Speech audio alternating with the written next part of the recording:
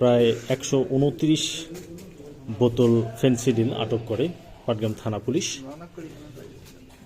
দেখছেন যে এখানে গোছানো রয়েছে, সেটি মূলত থানা থেকে প্রায় কয়েকশো গজ দূরে মালিকবিহীন এই ফেনসিডিল পড়ে থাকা অবস্থায় পুলিশ আসলে উদ্ধার করে গোপন সংবাদের ভিত্তিতে।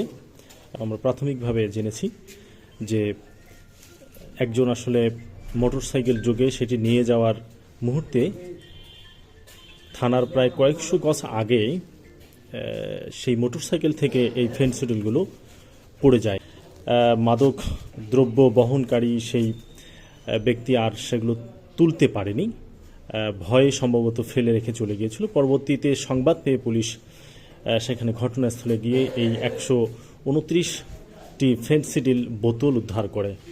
এই ফেনসিডিলের বোতলগুলো মূলত পাটগ্রাম থানার এসআই রওশন এবং আব্দুল জলিল এবং সহযোগী হিসেবে শফিকুল সহ আরও বেশ কয়েকজন এই ফেনসিডিলের বোতল উদ্ধারে সহযোগিতা করেন।